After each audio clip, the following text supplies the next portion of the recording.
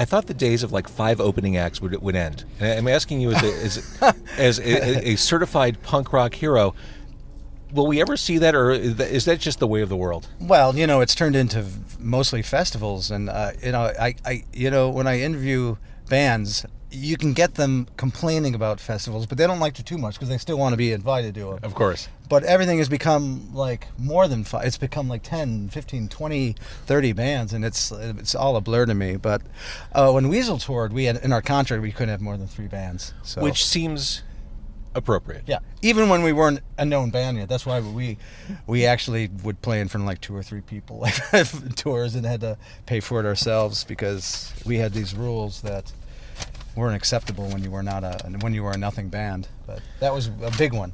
Couldn't go on after 10 p.m. and no more than 3 bands. That right there, that's Jughead. This is Carcon Carne. I'm James Van Osel. We're recording at lunchtime. It's pouring outside. You rode your bike. I could have picked you up, but you rode your bike. I like my bike. I appreciate that. We're at King's Gyros with the sign in front that says, what is it, Royally Delicious? Which we'll soon... it does say Royally Delicious, yeah. Gyros, hot dog, salads, beef burgers, chicken. This is such a Chicago place. The northwest side of the city, we're at, what is this, Foster and Milwaukee? This is such a Chicago place. I'm sorry, but my actor friend of mine likes to put words together when there's no proper grammar, so it's like a gyros hot dog salad beef burger chicken sandwich. And really exciting. There's real life Chicago paramedic action happening right outside our window as we're recording today. Yeah, I actually befriended. I've been living in the area for about 25 years, and I befriended a retired fireman that used to hang out at the Dunkin' Donuts at like 2 or 3 in the morning. So yeah, I've learned a lot about firemen in the area. So we'll start eating. We got gyros, which is what you have to do when you go to King's Gyros. Yeah. John Jughead Pierson, you probably, if you're watching or if you're listening, you probably best know him from his days in Screeching Weasel, and those days were many. Those days were decades with Screeching Weasel. Yep. And I want to talk about Screeching Weasel, and I want to talk about when the wheels came off, so to speak. Mm-hmm. But I also want to talk about your podcast. We're both podcasters. You've been doing this for over 5 years. 10 years. Holy shit. Yeah, this is my 10-year anniversary this year. 10 years? Yeah. So legit.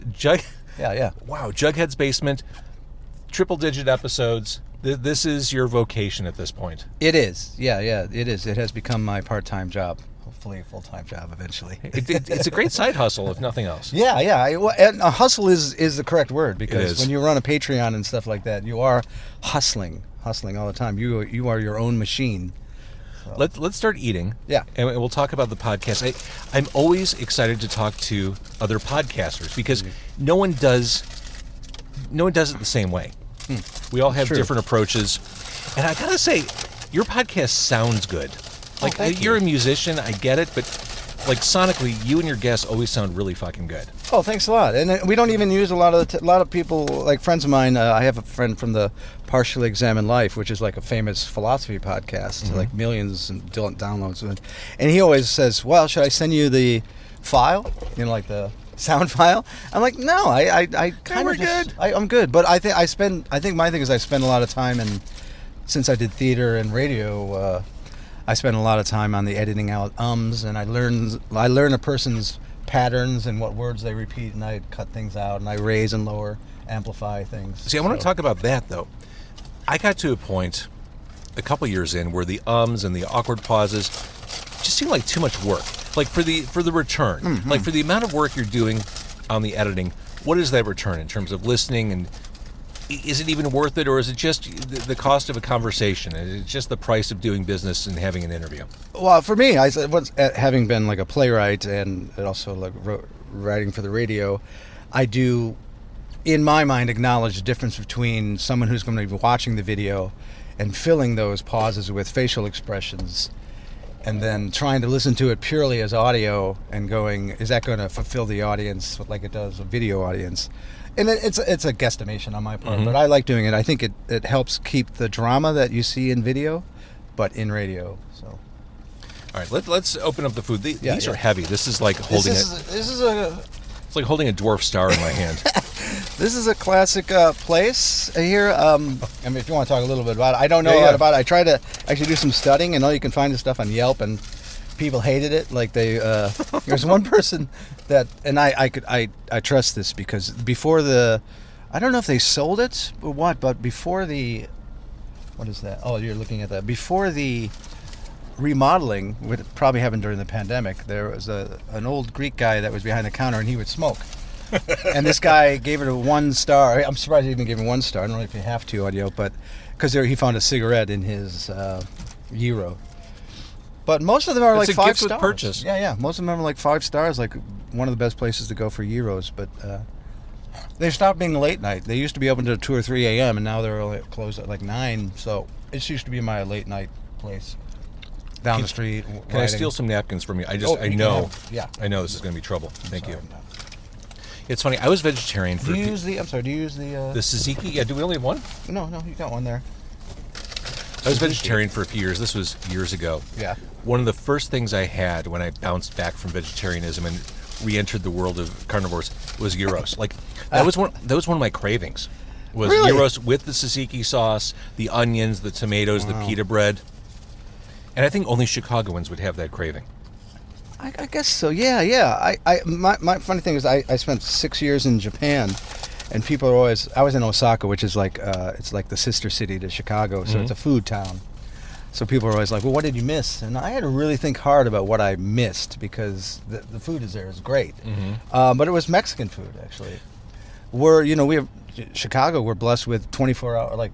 On almost every corner, there's a 24-hour mom pa Mexican restaurant. I found a taqueria in Rogers Park. There's this stretch between like Touhy Avenue and Pratt where there are like 20 taquerias. I don't even know the names, but my new go-to is this place. Again, don't know the name. I just know where it is. Yeah, exactly. And I know the tacos are like $2 a piece, and they're amazing. Yep.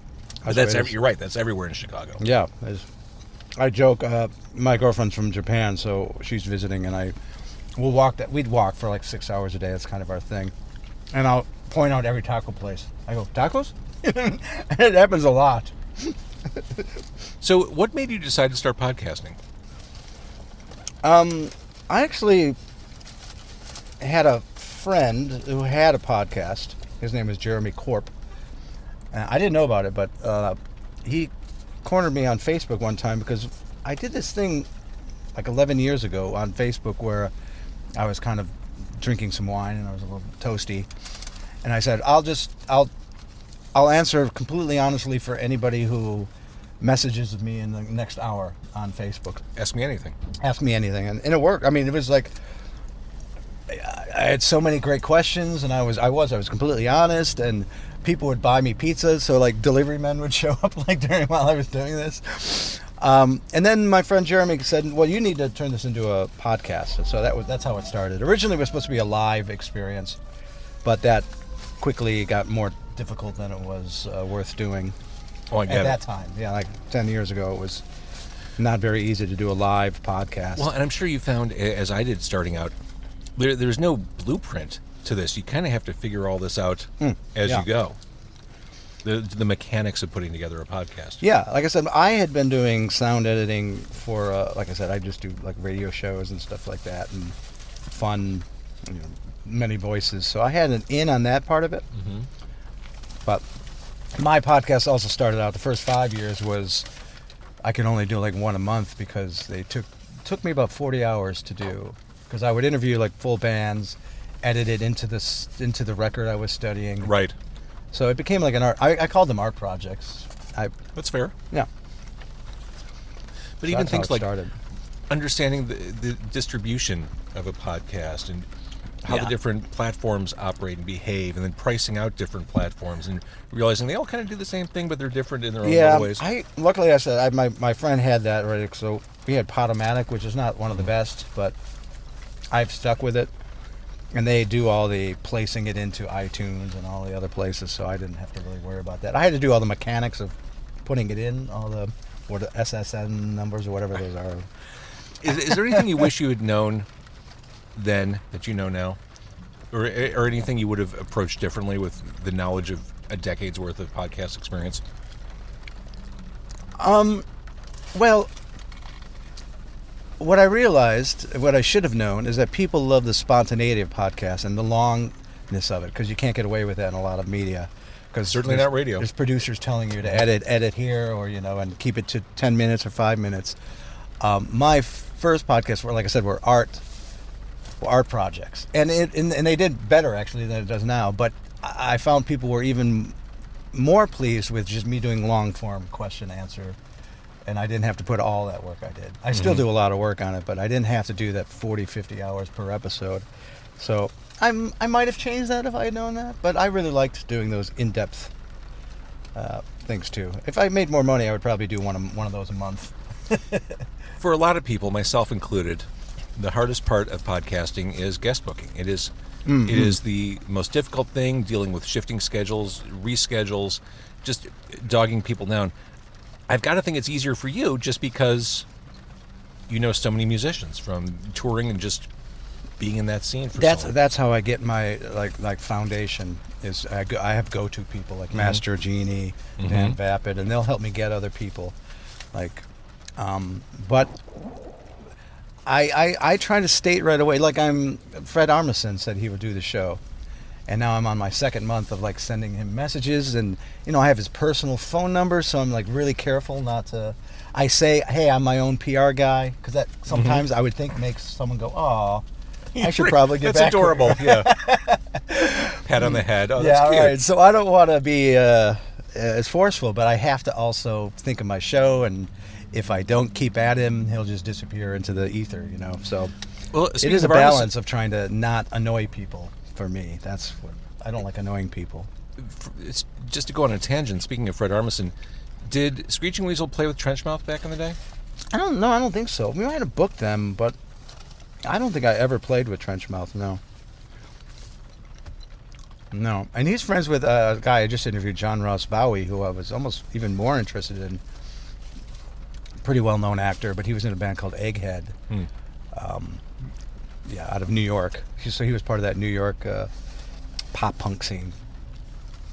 But he's friends with Fred. That's how I got Fred. Got it. But Fred knew my stuff, so I was really happy about that. Come on, you're Jughead. Yeah. The Gyros, mine is cigarette-free. Yeah, mine too. And it's pretty delicious. Yeah, I would say I'm surprised the all the vegetables on it seem very fresh. I think they've changed since they're reopening. It is royally delicious. Yeah. It's also early in the day, so. But this is also like great hangover food.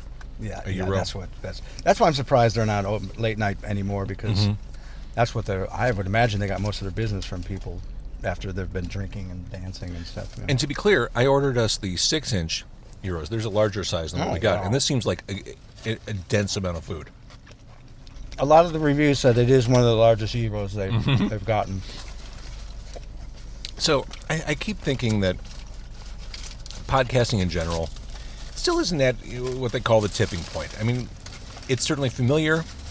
Podcasting is everywhere. Lots of people are throwing their hat in the ring. I still don't think we're at that peak moment for podcasting. Do you think we've already crested, or do you think it's still coming? No, I think, as we talked about briefly in the Gyro shop, it's just when it starts getting the notice by big corporations and stuff like that is when it starts tipping, and then that's happened. We've gone past the point where everybody's doing it now. They're not doing it well, but we are at that point. We are at that point where it's going to be. I don't know what's going to happen. Either it's going to mutate into something slightly different, or it's going to be more established. But I'm not sure. I'm worried about it, actually. Well, I definitely see parallels between music, the music industry, and podcasting. I mean, now there's a clear delineation between what we'll call major label podcasts and independent podcasts. Yeah. Because, like you said, corporations are everyone wants to have a branded podcast, some kind of audio expression of what they are. Yeah. And then there are guys like you. Yeah, and like I said, there's even networks of people. Like I think Will Ferrell is part of a network of, they host a bunch of different podcasts, which I tried at first to be part of one of those, and I was like, I don't even know if it's worth it. I'll just build my own audience, not worry about it. Podcasting isn't a team sport, at least not at this point. Yeah. So being part of a team just feels weird. Yeah. When you're doing it in your basement. Yes, I'm a collaborative person, so the interviews become very collaborative to me. But the running the business part of it is really nice to not have to I schedule when I want, and if someone can't do it, that's fine. I'll reschedule my life around it. It's harder to reschedule a whole team of people. Right. So it's really easy for me to grab someone at the last moment, if they need to do it tomorrow, You mentioned how, the long-form podcast or long-form conversations, and that's what people enjoy hearing you do. How much preparation goes into what you do? Because I find this varies wildly from host to host. Well, this has changed too. I mean, I actually basically have, under my category of Jughead's Basement, I have 3 subcategories. And the most common one now is lo-fi interviews with hi-fi guests, which is the easiest one to do. It's just one-on-one interviews. Mm-hmm. But I usually study for at least 3 days straight about the person. For real? Yeah. That's an intense amount of work. Yeah. And then I let it, like I tell them in the podcast, I put the notes all over around me, and then I just trust my mediator instincts and just barely ever look at them. At one point, near the end of the podcast, it's probably the only thing I ever edit out is I'll go and look at all the notes and then make sure I hit the points I wanted to. But I make an effort not to even look at them the whole time. It's more like subconscious for me. Well, I find, yes, when you put down notes, when you gather your thoughts together, the mere act of writing it out makes it easy to just talk about those things without referring to notes. Yeah, I've always been that way. Like Ben Weasel is obsessive about lists and note taking. He actually keeps his like in the kitchen, in the living room, like they're everywhere. Me, I write it up and then I lose it or throw it away. It's for me. It's just a mental reminder. You mentioned Ben. Yeah. That was a very friendly reference to Ben Weasel. Are you on speaking terms? No, we had the experience that happens to a lot of bands. Sadly, I just talked to Victor from Violent Femmes about this too, about how he loves the idea of being in the rooms with the other 2 guys, but business and everything has gotten in the way to make it impossible. And that's we kind of related on that. Almost had some tears together because I love Ben like a brother, but we just don't get along at all, like not even a little bit. And you mentioned Dan Vapid, Yeah. who's been a guest, who I find delightful. Cool. Obviously, you still Dan's get along great. with him. Yeah. We get along. We have a side project called the Mopes, which we do occasionally. He loves the show, so I have him on a lot. And we've always been. We had a darker period when he rejoined Weasel when me and Ben split up. I thought the band should have just stopped, and we didn't talk for like a year. But then I called and apologized for being angry at him, so we made up. And I'm sure you were enraged. I mean, you were there at the beginning of Screeching Weasel, and Yeah. Ben had gone off and done a solo project, and I was like, oh, okay, well, that's fine, that's great. Just if in our agreement that we made is that if you ever reform the band, I have first refusal. So, and he didn't do that. So, so I was a little pissed at all the people that rejoined the band. But like I said, I worked it out with everybody but him. So, I'm a fan of Vapid's. I think that last album he did. Not what people might have expected from him, but it's really good.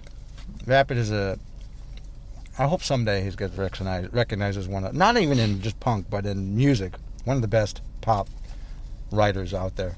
It's so good. And singers. Are you going to the Methadones?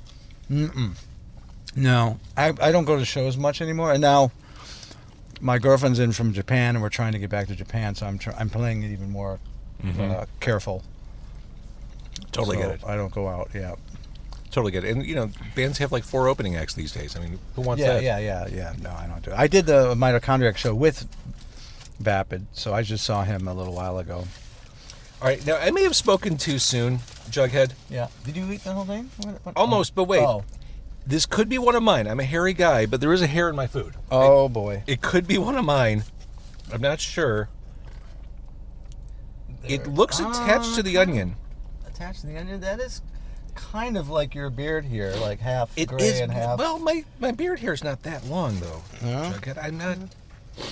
Well, I would be careful, people. Yeah, I'm going to go with the fries. This may be... Again, See? could be mine. Hairy guy. Yeah. But... I'm going to, since I'm going to save this and ask my Nanako if she wants gyro that might have a bit of hair in it. It's better than a cigarette. I mean, there's protein in hair. Yeah. When you said you were going to be in here, I was like, oh, all right. Yep. But Well, I try to make it convenient. Whenever I do on-site stuff, I try to make it convenient for whoever I'm. Oh yeah. I haven't been here since the reopening, so I was excited to get here. But it's classic for that, known for that. Like that. I'm surprised that guy isn't behind the counter. I didn't know if he was the owner, but he's been there for 25 years behind the counter till like 3 a.m. with a cigarette in his mouth. So going back to Screeching Weasel, mid 1980s. Yeah. What do you remember from those early days of the band? Like, what was it like in the punk scene? Because it was very different from what it is now. It probably looked and felt very different. Yeah.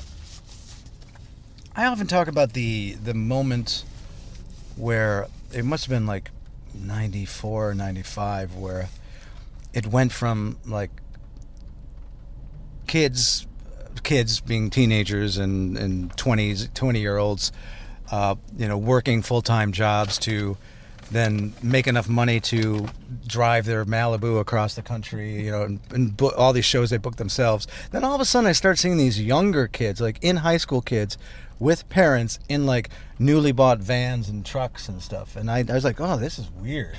And that was honestly where it felt like it had changed, where it didn't feel like people were expecting things, whereas when we started, we didn't expect anything. It was hardcore was all the rage, and we were doing this poppy music, so that we didn't have any chances in our minds to make it. We were just doing what we love doing. And then I started seeing all these people that you could tell had that little bit of we're going to make it in their heads. And I can't say that's bad, but I didn't like it. Well, and there was, I remember that period. There was that very clear divide of the people who had commercial ambitions and the people who resented them for it. Yeah. The term sellout, you don't hear it that much anymore because it seems like everyone's sold out.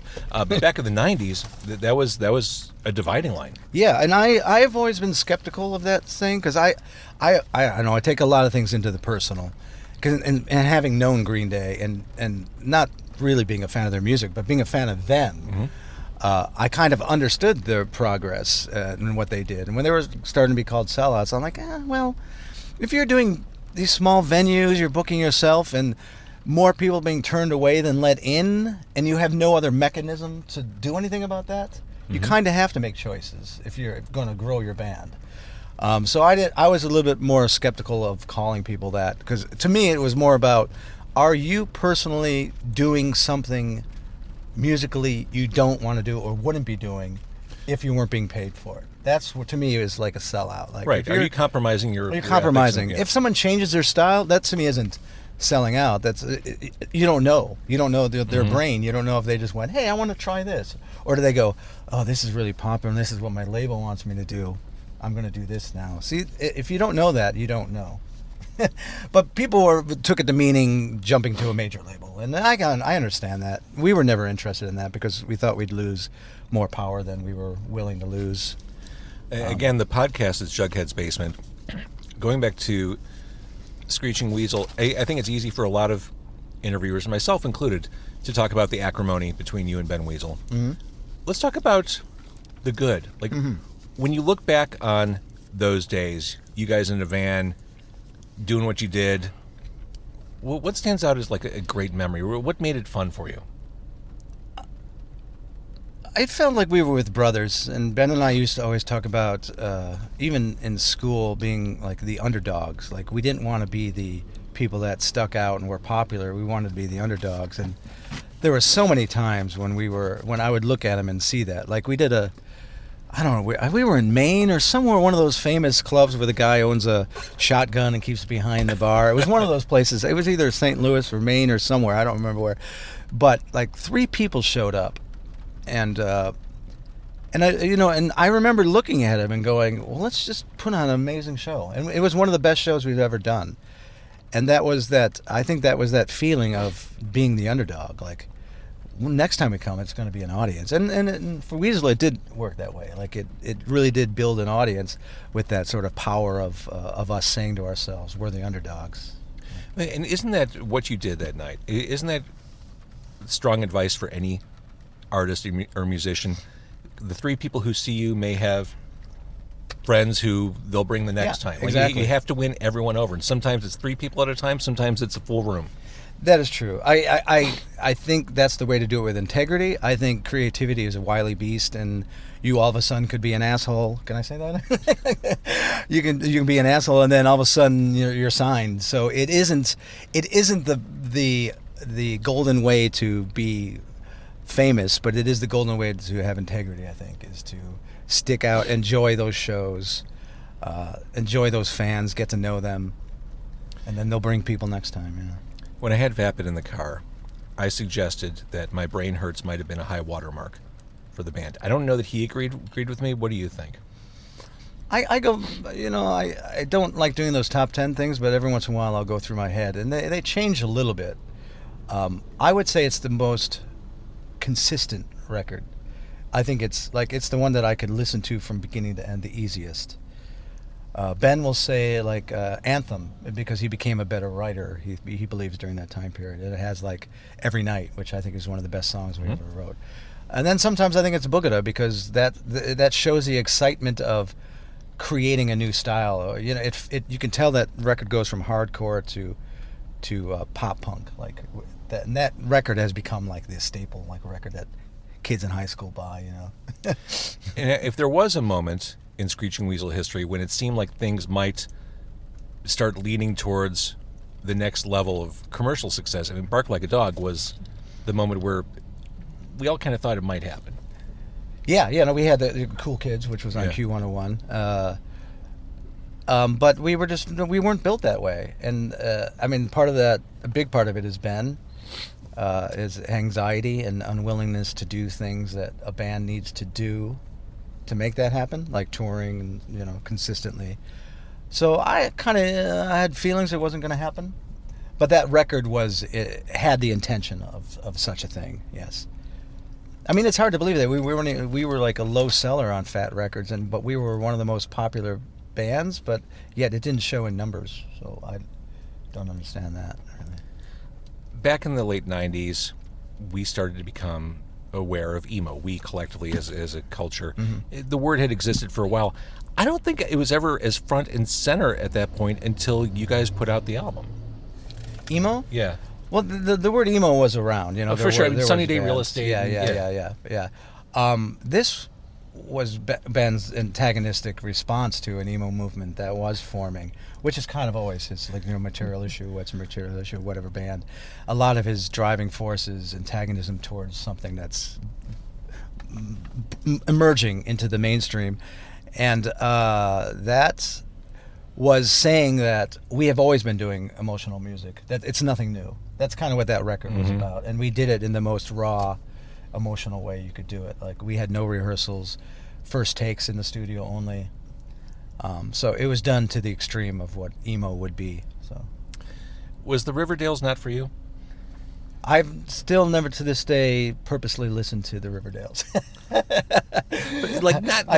Not once. I've been in a room where that's not true, because I actually used one song for when I was reading Weasels in a Box. I did a song that Vapid wrote, but then Ben had it removed from my page.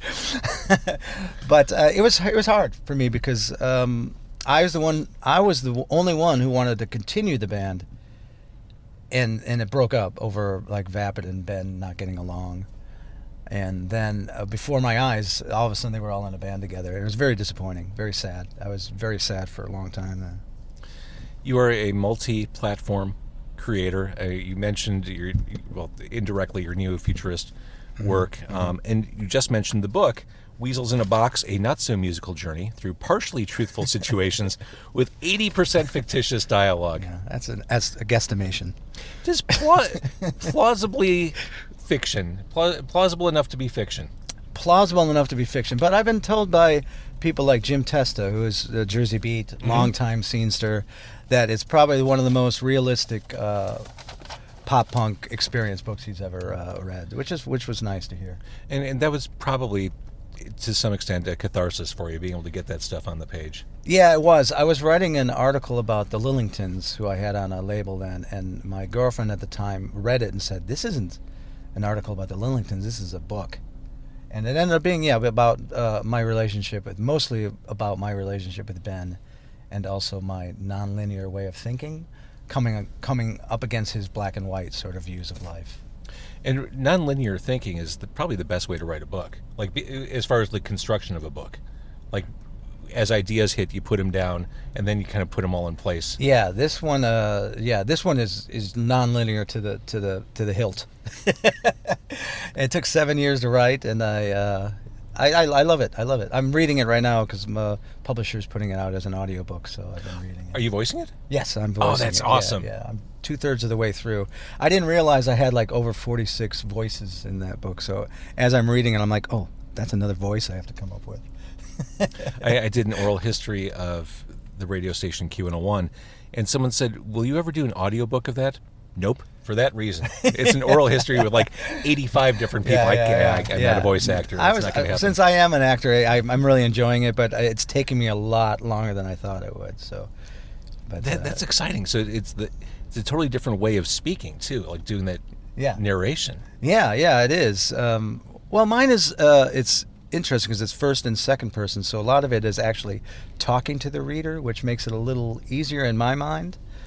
But like I said, it's complicated. That's because a challenging way to write.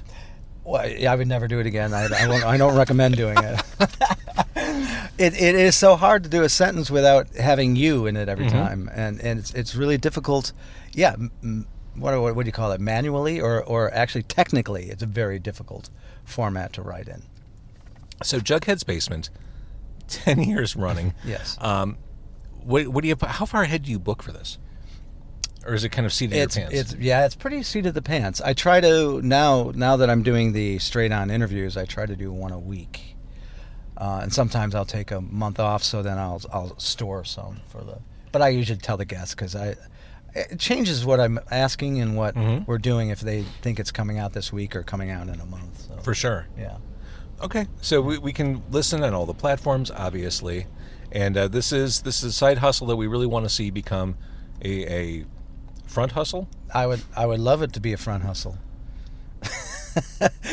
I'm a hustler, I love the dance, so bring on the nightlight.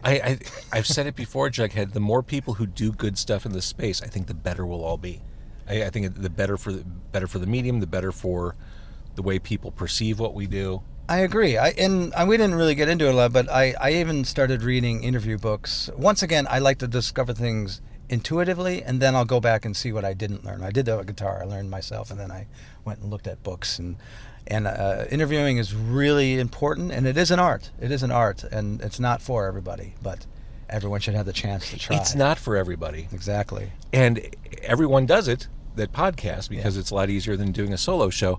Yeah. But I've learned there are things that other people do that are kind of cringy with podcasts. And also it's like I learned from years and years of watching Ben being interviewed, of watching bad interviewers, of asking the questions, the surface questions, I just call them, and they don't know how to go off that. And I just call it active listening. It's really just a lot of active listening. No, I'm self-conscious. Did I do okay? You did do good, yeah. You were going by list, but you were able to veer from that.